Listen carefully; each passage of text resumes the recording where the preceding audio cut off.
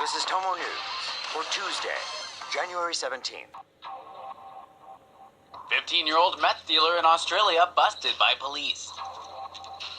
A young teen in Australia has been taken into custody by police after that uncovered high quantities of meth and ecstasy.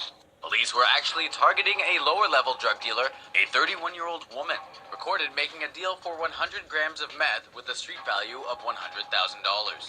This same deal was done on 3 separate occasions. The voice on the other line was a man known in the game as Mr. Big. The police were able to track the woman down in her car, carrying roughly $45,000 worth of meth. They then discovered the kingpin was barely a man at all, just a 15-year-old boy living at his girlfriend's mother's house. When detectives entered the home, they uncovered a reported 30 grams of meth and 30 grams of ecstasy hidden in the boy's underwear. The boy is being charged with 2 counts of conspiring to sell a prohibited drug, 1 count of selling a prohibited drug, and 2 counts of possessing a prohibited drug with intent to sell or supply. The boy's parents were apparently unaware of his underground dealings. The police fear they may be targeted for his outstanding debts. Walter White's got nothing on this kid. Hacker leaks info of FBI and DHS employees. President Barack Obama's latest executive order to revamp the federal government's cybersecurity comes 1 day after a hacker released the personal info of 9,000 Department of Homeland Security employees and 20,000 FBI employees. On Sunday, the hacker told the tech blog Motherboard of his plans to leak the info. Known on Twitter simply as Penis, the hacker said he compromised the Department of Justice employee's email account and attempted to use it to log into a DOJ web portal. But it didn't work, so he turned to social engineering. He literally called up the FBI pretending to be a new employee, and they gave him their token code to use. With access to the portal, he saw 3 computers, one of which was that of the email account he'd compromised. I clicked on it and I had full access to the computer, the hacker told Motherboard. On Monday, Penis tweeted the links and passwords to the paste bins for both the 20,000 FBI agents as well as the 9,000 Department of Homeland Security employees. Both included the Free Palestine hashtag. This hack bears similarities to the hack of CIA Director John Brennan's email last year by a pro-Palestine hacker group called Crackers with Attitude. Grad student drugs and rapes high schooler, then blames her. A 24-year-old graduate student from Taiwan's prestigious Da University was arrested by police for soliciting, drugging, and raping a minor.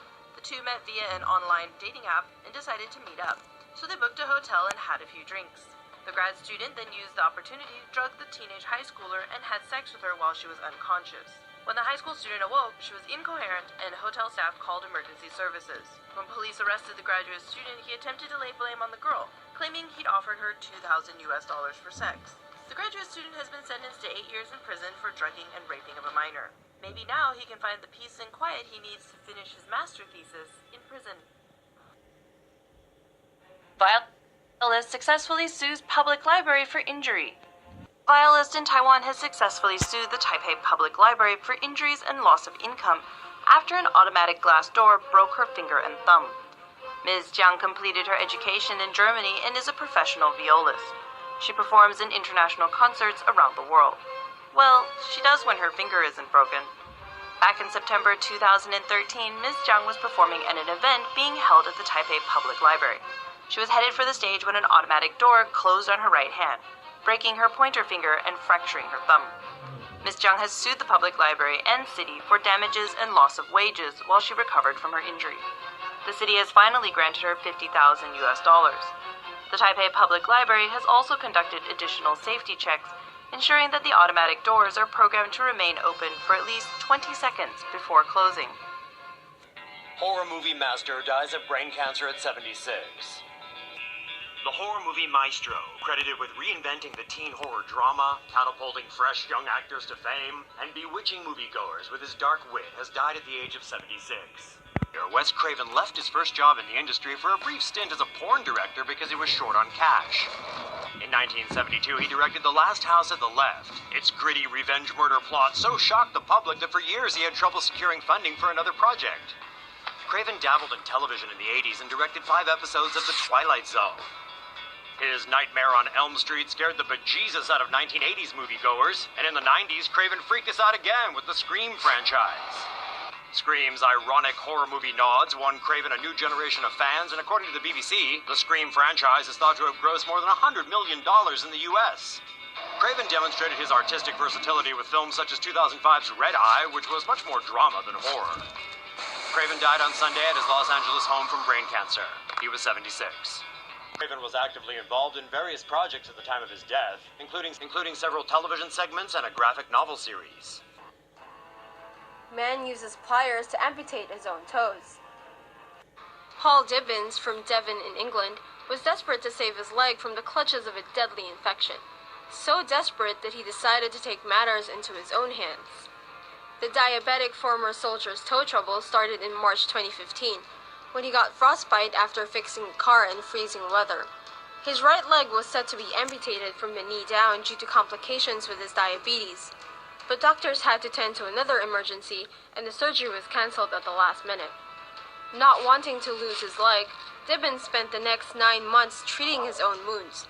His efforts paid off as the foot started healing. Unfortunately, his toes became infected with gas gangrene, which can be deadly. Dibbins was told the toes had to be removed, but that he had to wait 6 weeks for an operation. Well, screw that. The former Army Lance Corporal instead used pliers to cut off bone and tendon to rid himself of the gangrenous appendages. He did it with no painkillers too, only biting into a towel for the pain. His work earned him praise from a surgeon, who called it textbook, though not before first telling him he was crazy. Bronx teen stabs bully to death outside school. An altercation between two 14-year-old teens from Joseph Wade Middle School in Morris Heights, New York, led to a fatal stabbing. While Estevez is accused of stabbing fellow student and alleged bully Timothy Crump around 3 p.m. on Wednesday. According to Noel's neighbor, Stephanie Arroyo, Timothy and his crew would often go to Noel's apartment and scream at his window, threatening him. They found Noel's mother's drug arrest last week funny and teased the boy about it. 2 weeks ago, the fragile teen attempted to hang himself in a closet, but was found by his father. The day after Noel went back to school again, he was confronted by Timothy, who punched him in the head and kneed him in the face. Noel then stabbed Timothy 3 times. Timothy kept fighting back, but was losing too much blood and fell before suffering a seizure. Timothy went into cardiac arrest and was pronounced dead at Bronx Lebanon Hospital. Police quickly arrested Noel and recovered a knife at the scene. He is being charged with murder as an adult.